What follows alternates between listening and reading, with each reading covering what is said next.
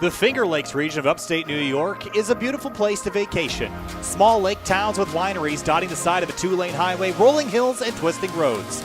Only one of those roads has a speed limit that's just a little bit higher.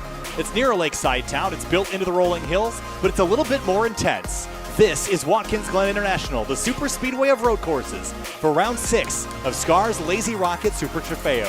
Kyle Heyer alongside Tom O'Gorman for tonight's round number 6 of the 2021 season. For my home track up here in Watkins Glen, New York, a beautiful, fast-flowing 3.4-mile, 11-turn road course, Tom. One of the best in the country, in my opinion, and I cannot wait to race some Lamborghinis on it tonight. And one of 5 very fast road courses to round out the remainder of this SCRS Super Trofeo series. And with that brings even tighter racing packs with this spec series. Watkins Glen International in Watkins Glen, New York, one of the oldest racetracks in the country. Tom, you've raced here. You've had success here in the past. Take me through a lap of Watkins Glen. One of my favorite in North America. I absolutely love this place. It's a short front straight with a huge drop down towards turn 1. It's a banked right-hander that spits you out up the uphill S's. Watch this elevation as it climbs through turns 2, 3, and 4. This is a great drafting opportunity, all flat out here in the GT3 cars tonight. Look at that elevation. Then into the bus stop. You got to thread the needle through 2 rights, 2 lefts, and then into the outer loop, turn 5. A little bit of banking towards the end of this corner to help you out, but you can't overdrive it. Don't want to overdrive the left front tire before you get spit down into the boot. First the laces at turn number 6, then the toe, the lowest elevation point on the circuit, turn 7, climbing back up the hill towards the heel at turn number 8, and then finally leaving the boot at turn number 9. One of the hardest corners in all of North American motorsports, especially in these mid-engine GT3 cars. Then the quick sweep through turn number 10, not quite flat out, and then a slightly tighter right-hander to round out the lap at turn 11. This place is fast, rowdy, and fun. Qualifying already underway for tonight's event. On the left-hand side of the screen, timing and scoring will come to you. DJ Alessandrini, to no one's surprise, currently the quickest in the qualifying session, a 1:45.62. You'll notice the weather here tonight, Tom. A little bit cloudy looking, and that's going to change how these cars race just a little bit. Having a look, 73 degrees Fahrenheit. That's pretty cool for Watkins Glen. Yeah, definitely cloudy and cool, which means the cars are going to be super fast. The drivers love these conditions, so we may not have the best, most picturesque lighting. You may not want to be down at the Finger Lakes enjoying a wine tasting tonight, but these drivers are going to be loving this track condition. And currently, it's still Mr. Undefeated, DJ Alessandrini, currently on provisional pole over Maxwell Brown, who was also second quickest in practice. This might be the driver that has the best chance of taking him down tonight for AOD White. So 3 minutes left here in qualifying. You'll notice the drivers in different colors on the left-hand side of the screen on the timing and scoring. The red is your pro category. The orange is the AM. Having a look here at the points information coming into the night. There is the AM Cup driver standings there, Tom. James Miller sits atop by a handful of points over Brian Chabelski. Andrew Mickey is third. Ryan Plord, then Eric Brown in fifth. Caldwell, leader Kish. The rest of the order there. There's your overall standings, though. TJ Alessandrini making it pretty hard for anyone to run him down at this point. Yeah, I'm pretty sure he is completely undefeated, has scored perfect points in the races and then a variety of bonus points in qualifying. But how about Brian Chabelski in the AM Championship has a great opportunity to capitalize because James Miller is not in attendance tonight. So that might be a big shakeup in the AM Championship for sure with that number 12 car. And there he is in the bright orange and black as he heads down the front straightaway, improves a couple spots that time through a 1:46.945. His best effort of qualifying so far. He'll get maybe one more run at it here before the end. And I'm watching the climb up the hill here, Tom. You mentioned the elevation change. It's 110 feet from the bottom to the top. But this leads into probably your best passing opportunity here on the racetrack. But when I say best, I don't mean easy. No, it's certainly not easy. You're barely slowing the car down to thread the needle through this bus stop, and this is a slightly older variant of the bus stop from close to 15 years ago, so the curbs are not quite as generous. Look at how much you have to really use them, though, pounding over it. And on the way in, these mid-engine GT3 cars, you want to have enough brake bias to turn them into the faster sweeping corners, but there at the bus stop, it can really bite you quick. Here's another look at it from a little bit lower on the ground. Big curb slam on the right, big curb slam on the left. You can sometimes miss this one here and then hit the somewhat narrower curb than it exists here here in the real world. So you might see some drivers dropping some tires off there, but Chabelski took good advantage of it. He did get knocked back down the order, though, down to 10th. Thomas Morris improved on his most recent lap, goes up to a 1:46.940.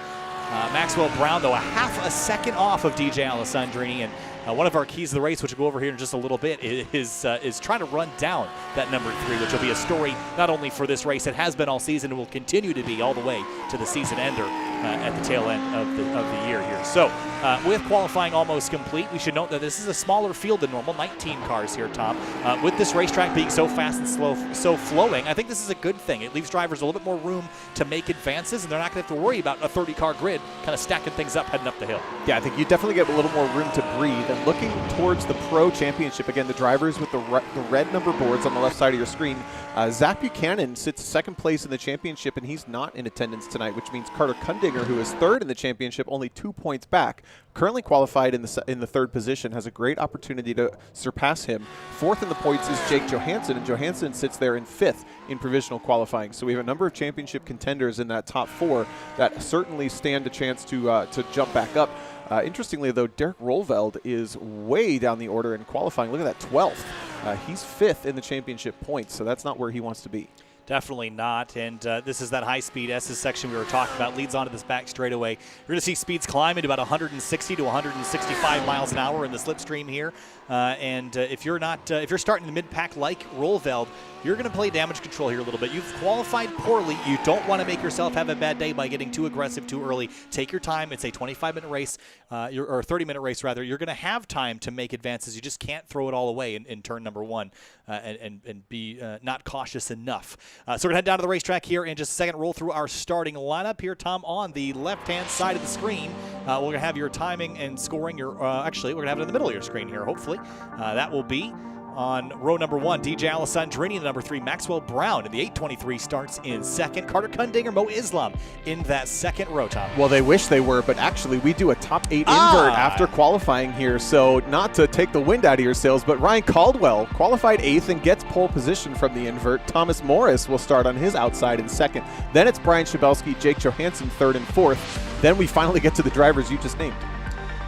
Yeah, so we talked about in the past the field invert. It's been a couple weeks since I've been here, so I'm feel a little bit out of sync with that. But looking down the rest of the order, of course, Kyle Lamb rolling off in 9th alongside Owen Farrell in the 266 in the Pro category. Then Plord and Rollveld in 11th and 12th, row number 6. Oh, somehow I completely overlooked. James Miller is here, the championship leader in the AM Championship. He's qualified 13th, then Cody Meadows in 14th, just ahead of Andrew Mickey 15th and Jeffrey Fisher there in 16th. I'm sorry, James Miller. My bad. Buried down the order a little bit, easy to miss. There's Sarah Tessum in the number 72. She'll start 17th. Eric Brown, Nicholas Morelli, the rest of the field. Keys of the race here, Tom, tonight. Aero Wash following closely in behind, a fast high downforce racetrack. Tell me about it. Yeah, this is a place where you really end up kind of in close bunches because there is so much drafting involved, and part of that is with these GT cars, so much downforce, you end up getting the air sucked off the nose of these cars, and they just won't turn. So you have to be able to account for when you're close to another driver. Sure, the draft will help you get close to him, but once you get close to him, you got to account for that aero wash. First half lap hack. The best passing opportunity here, Tom, happens in the first half of the lap. Once you get past the bus stop, making a pass becomes exponentially more difficult, which means if you're sitting in second, you cannot wait to make that move. And I certainly wouldn't be surprised to see someone sitting behind the leader at that point in the race. If we get down to those last couple of laps, even the final lap, you can make it happen, but you got to make it happen by the bus stop, in my opinion. Bounty Hunters, the driver everyone's chasing, is the one they've been chasing since the start of the season. Nothing has changed there. It's DJ Alessandrini. There's a lot of people that would like to have his head here in the next couple weeks. So much so that the series stewards actually put a bounty on his head and said if anybody can beat the 3 car, they'll get a prize. We don't know what it is. They don't know what it is. But that is how badly everybody wants to see this number 3 car go down. But you know DJ is not going to go without a fight. Watkins Glen, New York, population 1,800. One of those nice little lake towns I was referencing earlier. Constructed in 1958 after running in in 1948. That was the first race held post-World War II in the United States. A lot of history here. This track has changed several times, including the addition of this section right here, the boot, in 1970. It was added to increase the length of the lap for Formula One. Of course, Formula One has not been here since the early 80s, Tom, but the boot remains one of the unique challenges of Watkins Glen. There's two main layouts here, and this is the one that every time you run a sports car here, this is where you run. Adds another mile to this racetrack and a couple more passing opportunities, but again, as with the bus stop, they don't come easy. And I think if we had 4 keys to the race, the fourth one for me would be those big blue walls. They are very close and they are very confining, and often with bigger fields, we tend to make a note that getting through the S's on the first lap is absolutely a win for the entire field, no matter where you come out. As long as you survive that uphill S's on the first run, look at that pinch point. You have absolutely no runoff. It might as well be a street circuit for a moment there. With as few cars as we have, less than 20, I think everybody will be relatively on their game with that, but wouldn't be surprised to see a stack up there. We're hoping it's not going to happen. The widest point of Watkins Glen is 60 feet from wall to wall. The narrowest point is 36. So you're going to feel that pinch point there at the top of the hill between the blue Armco. 19 drivers going for a win here in a 15-lap race as we roll out of turn number 9 and head towards turns 10 and 11. This is a fast left-hander, and you're going to be carrying a lot of speed through here, and there's not runoff that you can use as there is now in the real world. If you go off the end of that curb, there's a tire wall placed very strategically on driver's left. You don't want to find yourself in that fence. 15 laps roughly here for SCRS LazyRocket Super Trofeo. Kyle Heyer alongside Tom O'Gorman. Time to go racing from the Glen. Green flag in the hands of the starter, and we are racing. Green flag flies racing at Watkins Glen, New York. Caldwell fires off in the 144.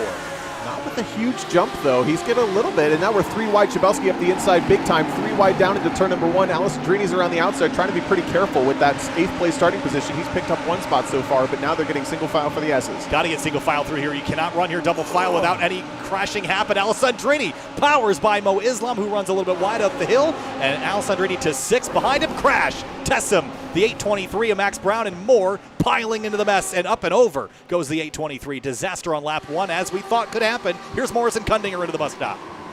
Oh, Morris really wants this spot for AOD Red, but gets the door handle from Kundinger. Kundinger gets turned across his nose. The 99 is around. Chabelski around the outside. Alessandrini gets taken as well. Spin for the points leader right back into traffic, and he is going to avoid getting body slammed any further, but down the order he will tumble, and now it's race on. Can he pull back any of those spots that he got after that collision there at the exit of the bus stop? 4 or 5 drivers all with dramas here early. Out front, though, Caldwell trying to run away. That would be a miracle, and I think he might have noticed some body damage or some suspension damage on the back of that 3. Sure enough, he's in the pit lane. The number 3 is out of this race. So for the first time in 6 rounds, the first time this season, it's going to be a different winner. Right now, Ryan Caldwell looks certainly very, very strong for AOD White there at the front. Some big dramas there, unfortunately. That's going to go the wrong direction for DJ Alessandrini, but that is an opportunity to pounce for a lot of the other drivers in this field. The trophy is finally up for grabs here, Tom, so it's going to get pretty aggressive. There's Cody Meadows, Jake Johansson back here for 10th. Not even a lap complete, and the shuffling has already been done for the most part, I think.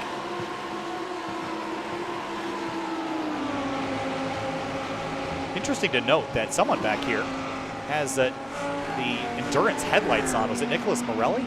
I thought this was a fixed setup, and I'm fairly certain. It is. You can only adjust those headlights, and then the running color above the A pillar and B pillar for the endurance lights package. But I'm glad someone thought to do it. I always go do it. That's why I know. I was going to ask. I didn't know that you could change that. Here's side by side going up the hill. James Miller in the 09. Falls back in line behind Cody Meadows, Jake Johansson, and others. And Chabelski, Mo Islam. They're 3rd place down the back straightaway, and in the background I see one of those Project 2 cars lurking. That's Kyle Lamb. He started this race back in 9th, up 4 spots to 5th.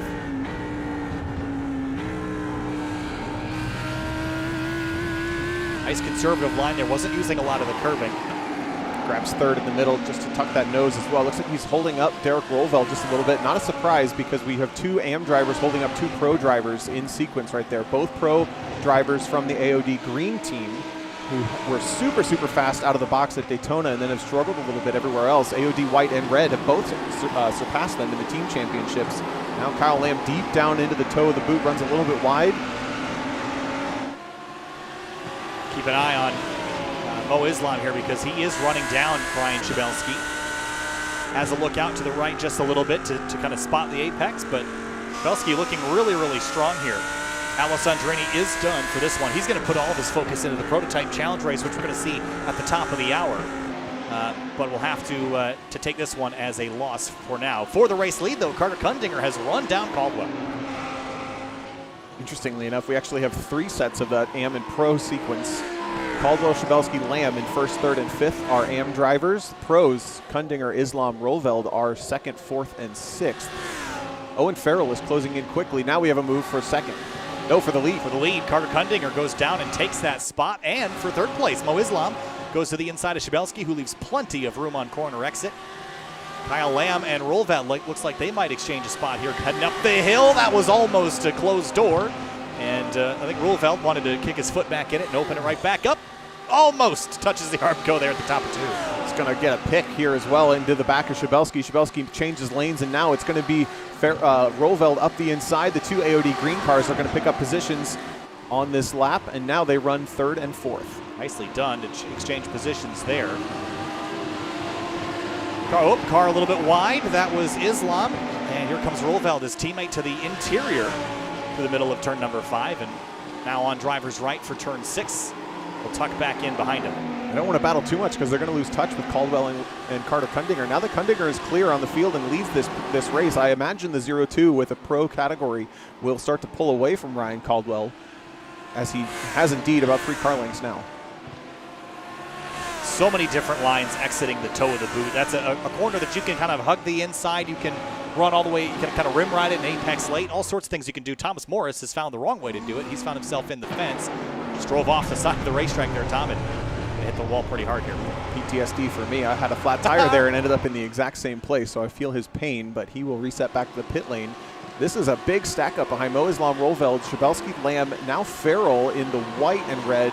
Lamborghini has joined this one, and it's not too far back to Fisher, Johansson, and Meadows. We're turning this into almost a Miata battle with 10 cars nose to tail, but this is Super Trofeos and a spin. Oh, big crash. Owen Farrell drives right up underneath the car in front. Jake Johansson, holy cow. Shabelski off to the moon at the exit of turn 11. Huge crash there, Tom. That was massive, and I'm trying to see if it was Shabelski that lost it on his own or potentially contact between himself and... No, it's definitely on his own. Loses the rear end. These cars, you have to run a lot of rear brake bias, but then if you lose it on a higher speed corner, it's so easy to do. Oh, man, big pack. Yeah, this was a messy one for sure. This is make me a little nervous for the prototype race a little later. I won't be present for that one, but good luck, guys. Yeah.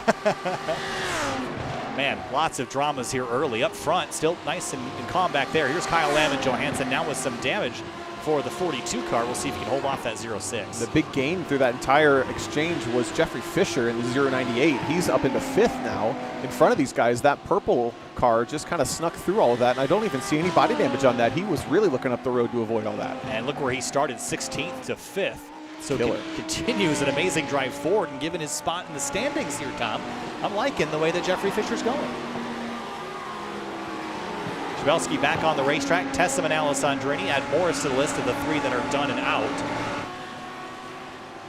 But for Carter Kundinger, he is setting a pretty fervent pace last time by, was 0.6 faster than Caldwell, and I think it's going to take a monumental effort by somebody to go run him down. So he's in a great spot. He's been capitalizing on everyone's mistakes across SCRS this season, whether it's prototypes or in the Lamborghinis, been able to capitalize on those mistakes and take advantage of them and run to the front. So a good night to have a good night for Kundinger. Certainly, and again, he came in essentially tied with Zach Buchanan for the championship in the pro category, so he will leap ahead in a massive way and likely, knock on wood for him, become our second winner only in this entire season. But he's not really driving away from Ryan Caldwell. Ryan Caldwell is a mistake away. There's the gap between the top 2. Everyone running real wide at the exit of turn 1. Lots of discussion over whether that's actually worth any time or not. I'd argue maybe not in a car like this, and something lower power like a Miata probably, but going the longer way around and then pulling that car back on course, you end up kind of arresting a lot of your momentum that you build through the center of that corner. So it's always interesting to me to see people continue to try that to see if they can find something. If they give you pavement and you're allowed to use it, why not try it? Any momentum wasted side to side is not going forward, and that's a place you definitely want to be going forward. Sun coming out too, interestingly, over the field as things have spread out. I think only 11 cars circulating. Air temp has stayed roughly the same. We can keep an eye on the weather, but it is probably going to remain cloudy or close to it. But as you mentioned, the sun is breaking through those clouds and could change the track temperature here over the next 11 or 12 laps or so. There's James Miller in the 09. He's got Owen Farrell behind him in that 266. Battle for 8th. Look at the run he builds at corner exit. Such a patience corner. You have to wait for the nose to really tuck all the way down to almost all the way through the corner before you can get on power in a car like this. Farrell up the inside, tries to make it work, backs out pretty early, and Miller's going to keep the position around the outside of the heel. Miller doesn't seem phased by that. We'll duck right back to the apex for turn number 9, but the pressure is mounting. This is the closest battle on the racetrack at the moment. Nicholas Morelli with those headlights ablaze in the background would love for these guys to start tangoing just a little bit. Well, I just realized as well, Shabelski, who had been as high up as 3rd, was involved in that big incident, actually started the whole thing in that final corner, and he was the driver that was poised to capitalize on championship there in the AM category. With the incident, though, now it is James Miller kind of clear and running away with more points. Talking a lot about the slipstream earlier in this long back straightaway. Kyle Lamb with the damage should be able to negate some of that aerodynamic loss by following Jeffrey Fisher. And you can still see him closing that gap here in this slipstream. But once you get to the bus stop, you got to figure out what to do with it. It's so hard. There's very little speed dissipated here. Watch how quickly they brake. 1, 2, off the brake pedal and continuing to roll speed. It's a very small braking zone, so you almost have to be completely clear of somebody. But both inside and outside lane works. It's kind of down to how much gusto you got. Interestingly enough, though, Kyle Lamb has run down Jeffrey Fisher for essentially 2nd place in AM, shows the nose. Into turn number 6. That bus stop is one of those places where you were rewarded for aggression, and Nicholas Morelli has not been rewarded with aggression. He spins at the exit of the carousel. And this will probably start at corner exit here. Tracks out a little bit too wide, catches that grass. See that happen quite a bit, at least here in the simulator. Typically, you don't necessarily always want to track out that far. You kind of want to track out halfway, but just made a little bit of a mistake, and it cost him dearly. Back to Miller and Owen Farrell for 8th. Miller really using the rear end of that car on the exit of the heel of the boot. Farrell, to imagine, just based on qualifying pace, is certainly quicker. Not by much, though.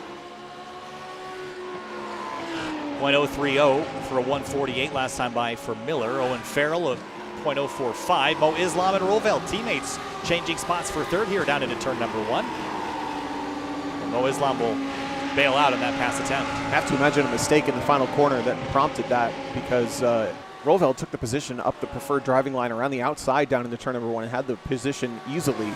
But they are starting to close in pretty aggressively on Ryan Caldwell. I think it's maybe only a lap or 2 before they're on the back bumper of that 144.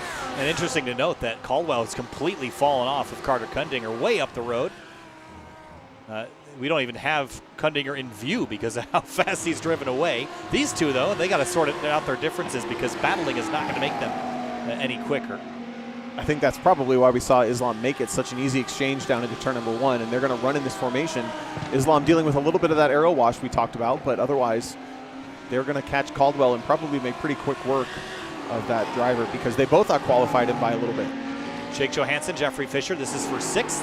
Bit of a position exchange there. Into the background, you see Miller and Farrell continue to scrap over 8th position. We see a lot of pairs of cars running nose and tail, but haven't really seen a lot of maneuvering just yet. Interesting. Look at this. Mo Islam showing the nose in the mirrors. Not quite showing the nose entirely up the inside, but filling the mirrors certainly of Rovell. So he's not necessarily playing as nicely as we would have expected with about half of this race left to go. Certainly not. I would have expected them to be a little bit kinder to each other out there on the racetrack, but they are still making time on Caldwell. I think they've essentially given up on running down Kundinger, so their goal is the red and white car that they can see in their view. Everyone else is just cherry on top. Watching Owen Farrell here chase down Miller, keeping an eye on lap times. Last time by, they've been dead even at 8th and 9th. Now we're going to watch him get through turn number 1, which is always an interesting corner because it's super easy to brake too late for this turn. Usually braking point just about that 200 board right there. Smash the brakes, aim for that apex on driver's right, and then throttle up as soon as you can. Use all the racetrack.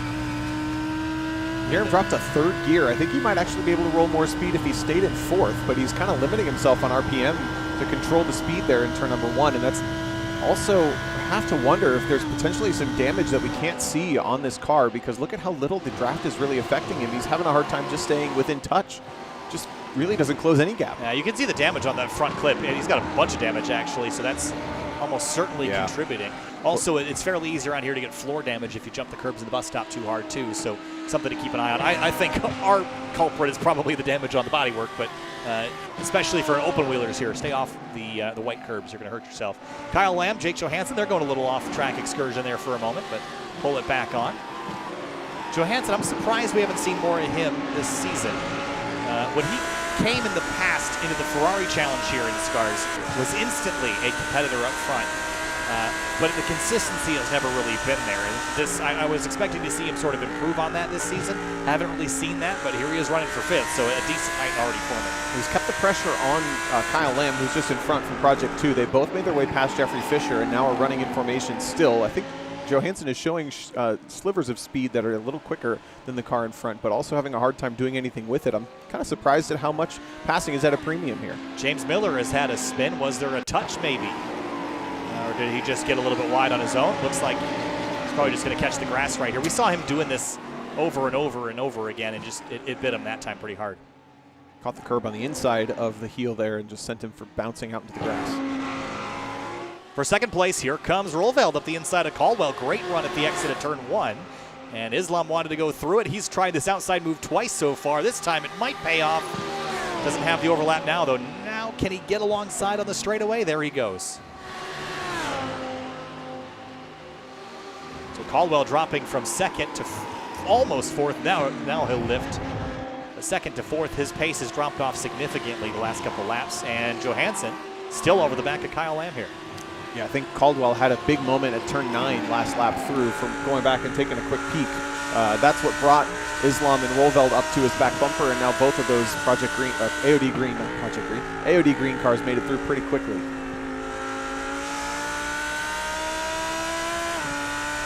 I love when Jake Johansson's in a really interesting spot right now because he's just got one driver he's focused on.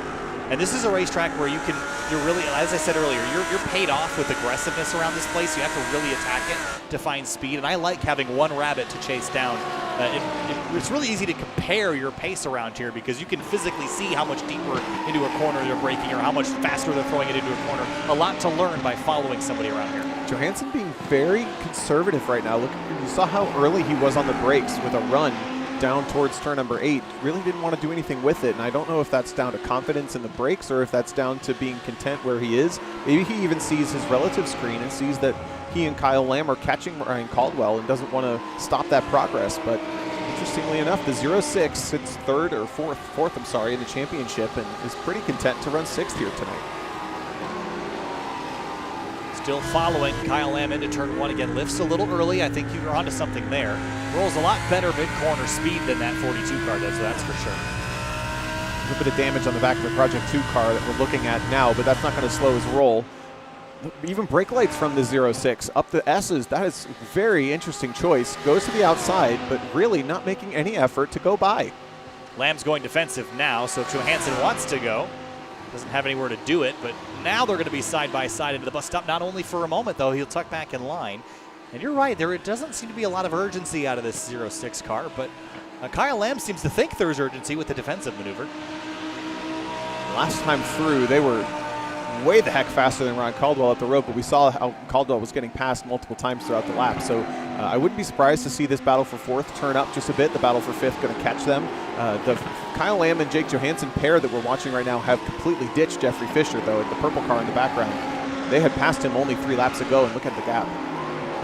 Owen Farrell was a 1.5 seconds quicker than Jeffrey Fisher last time by, so this purple car is not long for the world here in 7th. Running for his life from the AOD Racing number 266. Nicholas Morelli has found himself in another pickle down here in turn 6. This is a challenging corner, but again, if this is another self-incident, this is going to be his 2nd or 3rd one here tonight. Maybe there was a touch from behind. Nope. Just loses it. It pops off the brake pedal and gets the spin that he asked for, really. And this is something we saw very early on in the season. A lot at Daytona, a lot at Laguna Seca in the first 2 rounds, and then it's been kind of mild ever since. But these cars, with the way the anti-lock brake system works, if you're not very, very finessed with how you release the brake pedal, the mid-engine car just spins on you without much warning. And also, due to the traction control, not much ability to save the car. So not a surprise to see it here or there, especially at such a fast track with so many high-speed entries like this. We saw this be a huge problem at Laguna Seca a couple weeks ago. That was a track where we saw almost everybody in the field have a self-spin at some point. Any track that requires a lot of trail braking, it just kind of brings out the worst in these cars. There's Johansson again. Has Lamb go defensive into the bus stop. But Jake not willing to really push the issue here. I think at this point he's got to go. I mean, he's just got to get a little more brave into some of these sections, and maybe this is the run he needs. Can potentially show the nose at the inside of turn 6. Nope. Even lifts here. I think he was offline and wasn't really willing to commit. I think he was going to run off the course if he had stayed in the throttle there, but maybe unwound the wheel a little early. It's certainly strange looking. He looks like he's trying to be racy, but also lifting at weird spots. I don't really know what's going on. I don't know either, but I think now is go time with 5 laps to go, and they're not really catching Ryan Caldwell. In fact, last time they lost to him. So Jake Johansson, if he knows he's got the pace, he's got to make it happen now. Now starting to get a little bit racy, shows the mirror there. Battle happening back here for 5th spot. Also for 2nd, the 2 teammates line astern. They are not making any ground on Carter Kundinger. And they are not really losing anything significant to Ryan Caldwell, although he did gain slightly last time by. But given the fact that they'd already completed this pass, I wouldn't expect to see it go back the other direction. And Caldwell's pace has been really solid. Ever since he got past, he had that little slip up at turn number 9, rallied from it, and now has been basically matching, if not beating, the lap times of Roelveld and Islam in front. And he's within 1.4 seconds, so he's not quite in the draft, but if he could get there, might actually be able to challenge for a podium again. He does have the win locked up right now in the AM category, though. Out front by 4 seconds in the AM category over Kyle Lamb, who continues to defend from Jake Johansson. Just not able to build a big enough run to get fully alongside, and Lamb's going defensive enough that's keeping Johansson from making a significant move. It's hard to make this pass from driver's left in this corner, but if you can do the crossover here, it's just nowhere to go. This track, it got widened pretty significantly with the addition of some new curbs when the track was repaved in 2016. And they're about a car width wide now, and you can pretty much 4-tire leap over everything and effectively making the track a full lane wider. Not something you have here at iRacing, and it makes this a little bit more of a pinch point than it is now. I've been trying to say iRacing, put the emphasis on that, because that's how they always talk about it. Is it? Yeah. I've never heard that. In all the developer videos, they say iRacing instead of iRacing. So I'm trying to train myself. Not that it matters at all, no one cares, but I was just thinking, I think this is the best passing opportunity that Jake Johansson has over Kyle Lamb, but he doesn't seem to be willing to take it. I think if he can get by right here and get a good run through turns 8, 9, 10, and 11, he'll be clear enough up the straightaway. But right now, Kyle Lamb is just absolutely controlling this perfectly, defends up the inside of the S's, and then just drives his lap. Carrying some pretty decent speed there through turn 10 as well, which is that's a corner that used to be a little bit more of a gut-wrenching kind of commitment. Now there's a lot of pavement on track out. If you miss it, you're fine, but here, if you miss it, you're going to hit something. Yeah, that's the difference again between a 15-year-old scan of this track in the simulator versus real life. You can fly off there in real life and you're still on pavement, just like what they're doing right now. In the sim, you're in the grass, and that's going to put you in the wall pretty quick. You wouldn't know anything about running wide in turn 10, would you? No, I never would do that. You're always kept it on course in between the white lines, I'm As sure. the stewards requested. Down the backstretch here for 2nd place, the 2 teammates. When do these guys get a little racy here, Tom? We're going to have 2 laps to go next time by, about 7 miles worth of racing. Do you think they make that pass now? I don't know that Mo Islam has showed the ability to stay close enough to Derek Roelveld to do much with it, and I think that might be down to some aero wash. It's kind of tricky, but they've been running in this formation ever since we've been paying attention to them, really, and that's too far away to make a move. Yeah, he's actually lost some ground now that we switched over to him, so we'll commentator curse him and back into some luck here as we go back to Lamb and Johansson. Give him his privacy. Yeah, give him his privacy so he can make the pass on his own. Shut that bathroom door and do what you got to do. Ooh, Kyle Lamb really dove in early. He's going to miss the exit of this corner, and this might be the best opportunity for Jake Johansson to get a run. It's not quite there, though. It's closing quickly. I don't think he's going to do it. Not close enough. Well, Lamb is really charging the braking zones and tracking out poorly, but he's able to get back to the throttle quick enough that Johansson isn't able to do anything with it. Yeah, he's just basically salvaging these corners with all the power and just driving it out manually. And it's working well. It's just not pretty looking necessarily. Not really losing time to Ryan Caldwell either, or in fact to anybody in front except for Carter Kundinger, who's still lapping in the low 146s. He's absolutely got this field on lock. How things were different that opening lap with the crashes that we saw. Alessandrini might have been battling for the top spot or had been out front for a while. He will finish dead last in 19th this week. 2 laps to go for the race leader. And Kundinger leads by 9.3 seconds and is out front comfortably. For second place, Islam is pulling alongside his teammate. There's a weakness there. He might have a run. Here he comes. Oh, goes for the hard side. Roelveld leaves him no opportunity to go up the inside, but he's going to force the issue. They're side by side, door handle to door handle. Mo Islam gets the preferred line for 2 corners, and then Roelveld takes it back. Oh, that was super, super tight. Lifts out of the throttle, going to try to cross him under, but turned in a little bit too quick and found the edge of the racetrack. Lost some time. You can make that over-under work. If you can stick on the outside and pinch the guy down, you actually can maintain the line into turn 6 and have the pass complete. But expecting to remain side by side for so long is a challenge. Johansson finally getting up on the gearbox of the 42 car, almost had overlap there. It's trying, and look who's joined that battle for second. Ryan Caldwell in that big exchange is all of a sudden there. They're equidistant between the top second, third, and fourth. Mo Islam really lost a lot of time with that failed attempt at that pass. Not done yet. We still have about 4 miles of racing remaining. And for Johansson, the clock is ticking.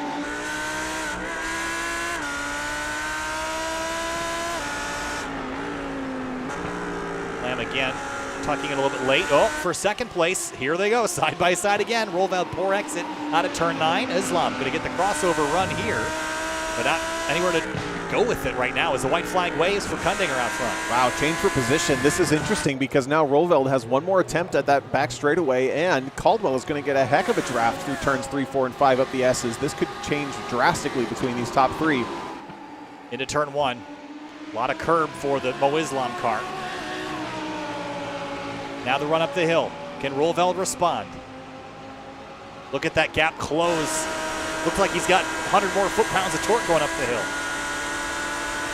Trying to maybe bait Islam into leaving him a lane, doesn't quite get it. Caldwell now has a massive run, at least 3 or 4 miles an hour, but doesn't have anywhere to go with it. Roelveld around the outside, pinches Islam to the outside now. It's a mirror image of last lap. Whoa, almost a touch there, and Caldwell now back in the fight. Kyle Lamb and Johansson were not able to trade that position. Lamb remains in 5th. Caldwell almost ran out of racetrack there at the exit of 5. Listen to him playing with the throttle with that aero wash, really kicking in towards the later end of that outer loop. And all through this section for sure, that 144 is not going to want to turn. Mo Islam, with capitalizing on the mistake of the 38, picks up second place. And we talked about it in the keys to the race. You got to take that first half of the lap opportunity if you get it. He got it, and now he's got the point. It's going to be really hard for Roelveld to get back by. The run into turn 8. Surprising that nothing is really formulated from all this. We've been following each other lap after lap after lap. Nobody was able to really do anything with anybody just yet, but Carter Kundinger took advantage of the opportunity. Alessandrini out. Kundinger will come out of turn number 11. He's going to pick up victory here at Watkins Glen and win SCRS LazyRocket Super Trofeo from Watkins Glen. Second place, Islam will come on home in the 206. In second place, Roelveld, Caldwell, and Kyle Lamb. The rest of the top 5, Jake Johansson almost had him here at the checkers. Half a car length back, not enough. So close though. Really impressive drive from the 42 of Lamb to defend for that long. And also Carter Kundinger, only the second winner on the championship, the first non-DJ Alessandrini winner of the championship. He gets to take that bounty home. Here's a look at your race results before we have a chat with a couple of those drivers. Kundinger and Islam got it done. But noticing that the 2 AM drivers, Caldwell and Lamb, they showed up to party today. I think Caldwell really impressed me. His pace recovered after that initial slide down the order. Definitely, and then you get back towards Owen Farrell. Slipped up just a little bit with that incident. He got caught up in it and then had too much damage to really capitalize on the rest of the race. Ends a lonely 7th place. 5th in Pro, then Jeffrey Fisher, 3rd in AM, 8th overall, Ryan Plor, James Miller, championship leader there in the AM category, and I think he will at least maintain, if not grow that lead just a little bit.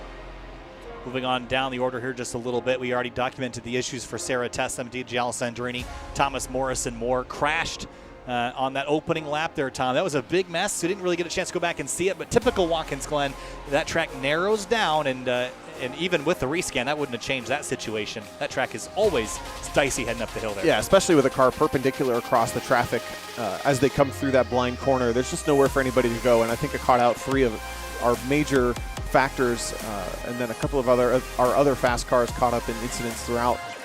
Only 19 cars, all of a sudden you got not that many cars running around. Carter Kundinger here won the Lamborghini Super Trofeo race here for the SCRS LazyRocket Series. Carter, first non-winner or non-DJ Alessandrini win of the season. Congratulations. Someone finally beat him. It took a crash and a little bit of luck, but Carter, you outpaced everybody else from there on out. Yeah, no, luck was definitely on my side today. I will have to say that. I mean, looking back at that incident coming out of the bus stop, I think it was just a matter of inches that Thomas just didn't clear me by just a few inches and ended up spinning him. And yeah, then I obviously got lucky, you know, taking out basically my number 1 competitor tonight of DJ. And then just unfortunate for Max. I mean, he had a lot of pace here. He was really looking forward to this race, Watkins Glen being his favorite track.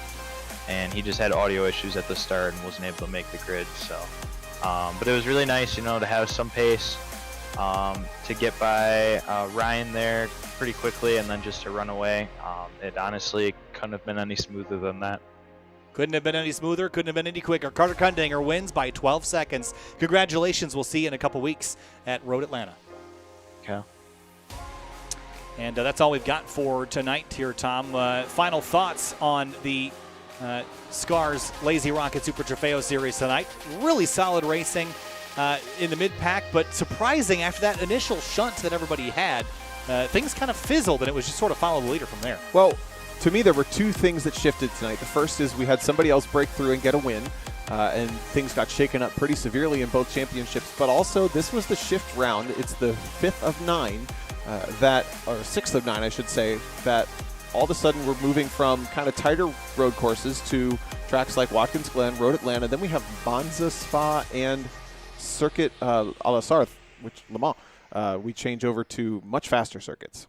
That's going to do it for us this week here on Sim TV for the SCRS LazyRocket Super Trofeo Series. SCRS LazyRocket Prototype Challenge coming up in 15 minutes. It'll be Finney and DeCuna in my place. Tom O'Gorman will be alongside him here in just about 15 minutes time at the top of the hour. Thanks for watching. We'll see you next week here for SCRS LazyRocket Super Trofeo.